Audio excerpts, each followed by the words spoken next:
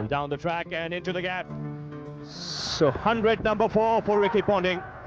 He's batted quite beautifully here. From the sodden wreckage of Australia's recent tour of Sri Lanka came the rebirth of Ricky Ponting's Test career. Blazing his way through Zimbabwe, it was as though a different player came home. He had a great tour of Sri Lanka and put his hand up as a premier batsman over there.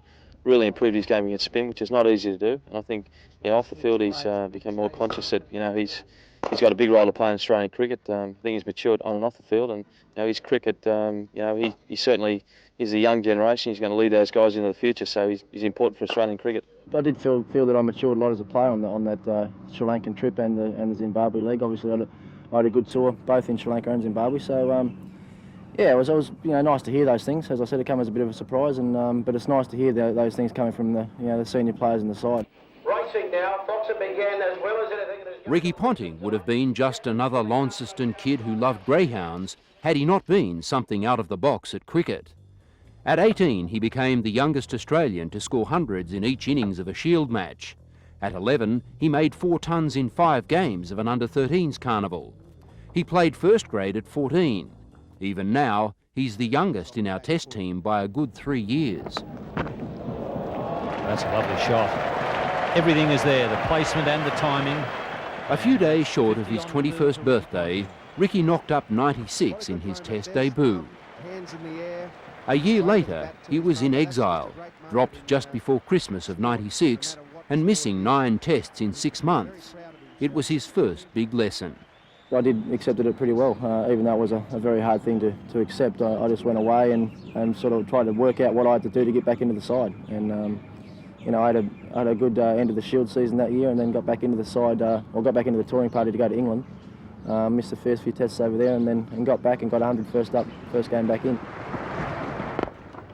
There it is, well played. An MCG ton for Christmas '97, but a mixed start to '98 on tour. Ricky fined heavily for celebrating too hard in Calcutta. Grappling with admissions that a bookmaker had approached him concerning the Australian team, he lost his Test place against the English at the end of last year.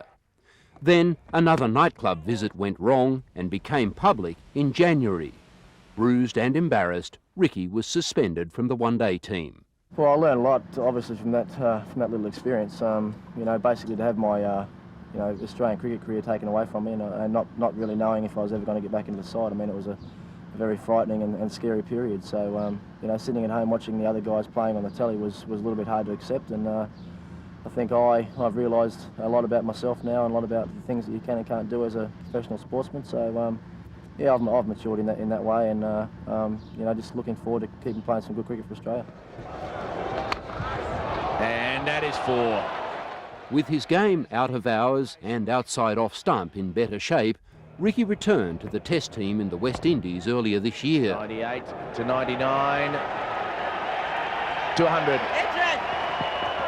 Ponting brings up his 3rd Test century, and what an important one it has been. Great partnership that he has been with his captain. To England, and Ricky's all-round class helped Australia to a World Cup. Oh, he loves them there. That could be 6. He's hit it pretty well, and the young lad gets it on the first bounce.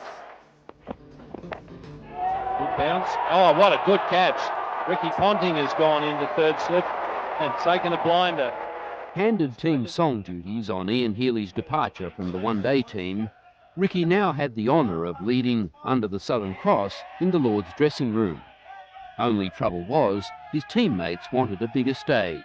We've been sitting around the change rooms for a while, and I got time to go, and Gilly sort of came up and had a whisper in my ear, and he said, "Hunter, I think we should go out in the middle of Lord's and do it out there." So I rounded the boys up, and off we went, and that was certainly one of the lasting memories that I'll have for the rest of my life, no doubt. At a barbecue before this series began, Healy expanded punters' singing duties to include the Tests. The tip is that one day he'll be orchestrating a lot more about the Australian team. The redemption of Ricky Ponting continues. Certainly a great honour. There's not many guys that have ever done it in Australian cricket, so I'm rapt to be able to do the job, and obviously got my first one away after the Brisbane Test match, so hopefully there's a few more chances this year that I can sing the song again.